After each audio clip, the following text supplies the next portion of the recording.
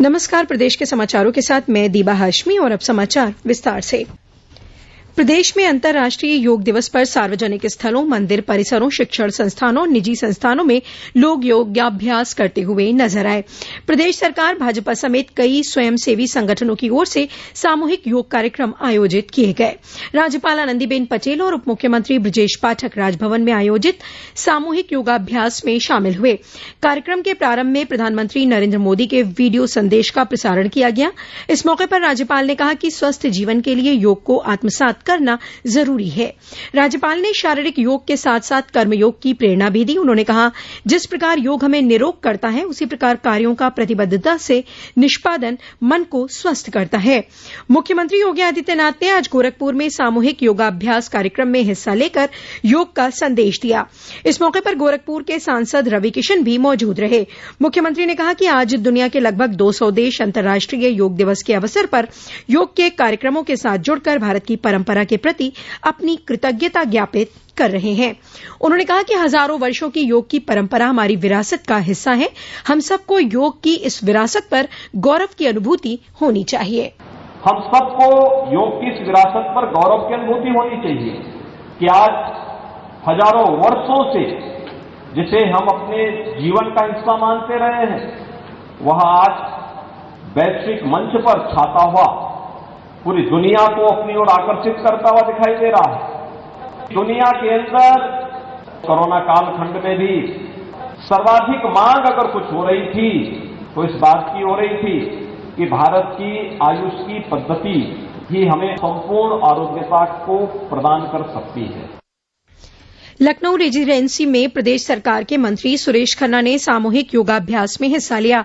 भाजपा के प्रदेश अध्यक्ष भूपेन्द्र सिंह चौधरी मुरादाबाद, उप मुख्यमंत्री केशव प्रसाद मौर्य प्रयागराज, डॉ नीलकंठ तिवारी वाराणसी के नमो घाट पर योग दिवस के कार्यक्रम में सम्मिलित हुए।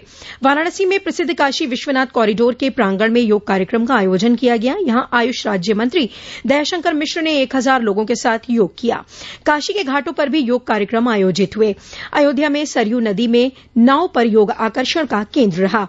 यहां मुख्य कार्यक्रम राम की पैड़ी पर आयोजित किया गया, जिसमें जिले के प्रभारी मंत्री व कृषि मंत्री सूर्य प्रताप शाही और उत्तराखंड के मंत्री धन सिंह रावत सहित करीब 2000 लोगों ने एक साथ योग किया। नोएडा में केंद्रीय मंत्री स्मृति ईरानी ने करीब 5000 साधकों के साथ योगाभ्यास किया। श्रीमती ईरानी ने कहा कि आज योग जीवन का जरूरी हिस्सा बन गया है। महोबा में उत्तराखंड के पूर्व मुख्यमंत्री रमेश पोखरियाल निशंक और लखीमपुर खीरी में केंद्रीय गृह राज्य मंत्री अजय मिश्र टेनी योग शिविर में शामिल हुए। बांदा में कारागार मंत्री धर्मवीर प्रजापति ने जिला जेल में बंदियों के साथ योगाभ्यास किया। गाजियाबाद में राज्य मंत्री नरेंद्र कश्यप ने योगाभ्यास कर कहा कि विश्व के प्रत्येक व्यक्ति के लिए योग जरूरी है। बस्ती में भाजपा के राष्ट्रीय मंत्री और सांसद हरीश द्विवेदी योग कार्यक्रम में शामिल हुए। प्रदेश के सभी शक्ति केंद्रों पर भाजपा की ओर से योग दिवस के कार्यक्रम आयोजित किए गए। ये समाचार आप आकाशवाणी लखनऊ से सुन रहे हैं। ताजा समाचार जानने के लिए आप हमारी वेबसाइट newsonair.nic.in पर लॉगिन कर सकते हैं। प्रादेशिक समाचारों के इस बुलेटिन में आपका फिर से स्वागत है। मुख्यमंत्री योगी आदित्यनाथ ने आज बलिया में 3638 करोड़ रुपए से अधिक की 144 विकास परियोजनाओं का लोकार्पण और शिलान्यास किया।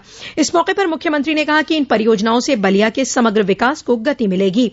बलिया में शिक्षा, स्वास्थ्य, रोजगार, परिवहन जैसे क्षेत्रों में लगातार बेहतर काम हो रहा है। श्री योगी ने कहा कि किसानों द्वारा उगाई जा रही सब्जी और फसल को प्रदेश और देश भर में पहुंचाने का काम राज्य सरकार करेगी।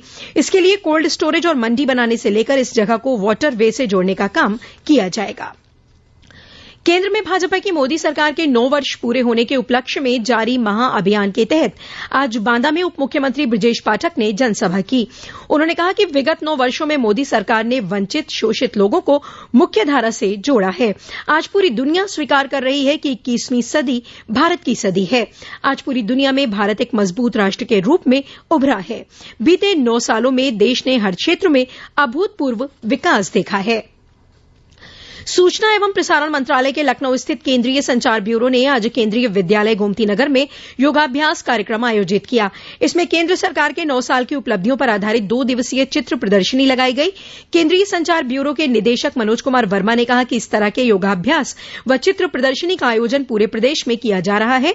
उन्होंने सभी से प्रतिदिन योग करने की अपील की। केंद्रीय संचार ब्यूरो क्षेत्रीय कार्यालय ने आज मैनपुरी में योग दिवस पर विशेष जनसंपर्क कार्यक्रम आयोजित किया। कार्यक्रम में योग अभ्यास, प्रश्नोत्तरी प्रतियोगिता, समूह चर्चा और गोष्ठी का आयोजन किया गया। बहुजन समाज पार्टी प्रमुख मायावती ने आज लखनऊ स्थित पार्टी मुख्यालय में देश भर के पार्टी पदाधिकारियों के साथ बैठक की। इसमें बसपा प्रमुख ने पार्टी के जनाधार को हर स्तर पर बढ़ाने के महत्वपूर्ण कार्य की मंडल और जिलेवार समीक्षा कर पूरी प्रगति रिपोर्ट ली। पार्टी पदाधिकारियों को संबोधित करते हुए सुश्री मायावती ने कहा कि महंगाई, गरीबी, बेरोजगारी, बिजली, पानी, सड़क आदि जैसी बुनियादी सुविधाओं से जनता परेशान है। सभी सरकारों को इस पर ध्यान देना होगा। केंद्र सरकार ने महिला हेल्पलाइन और शिशु हेल्पलाइन को चरणबद्ध तरीके से इमरजेंसी रिस्पांस सपोर्ट सिस्टम 112 से जोड़ने का निर्णय लिया है। यह निर्णय एक राष्ट्र एक हेल्पलाइन के व्यापक विजन और संकट के समय किए जाने वाले फोन पर कार्रवाई में लगने वाले समय को कम करने के लिए लिया गया है।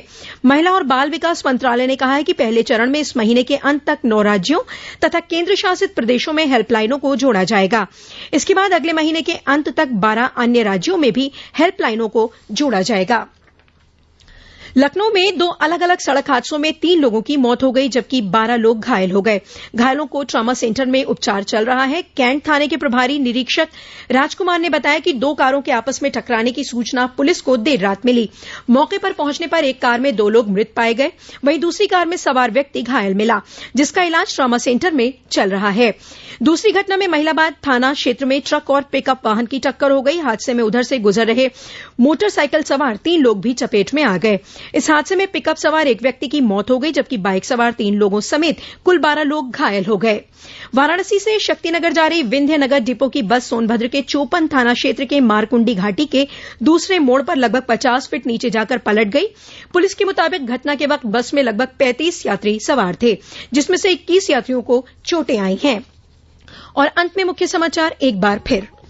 प्रधानमंत्री नरेंद्र मोदी ने आज अंतर्राष्ट्रीय योग दिवस पर योग को दिनचर्या में शामिल करने का किया आह्वान। प्रदेश में बड़े स्तर पर मनाया गया योग दिवस। राज्यपाल आनंदीबेन पटेल लखनऊ और मुख्यमंत्री योगी आदित्यनाथ गोरखपुर में योगाभ्यास कार्यक्रम में हुए शामिल। मुख्यमंत्री ने आज बलिया में 3,638 करोड़ रुपए से अधिक की 144 विकास परियोजनाओं का किया लोकार्पण और शिलान्यास। और उप मुख्यमंत्री ब्रजेश पाठक ने बांदा में जनसभा को किया संबोधित। कहा, मोदी सरकार ने वंचित और शोषित लोगों को मुख्य धारा से जोड़ा। इसी के साथ आकाशवाणी लखनऊ से प्रादेशिक समाचारों का ये बुलेटिन समाप्त हुआ।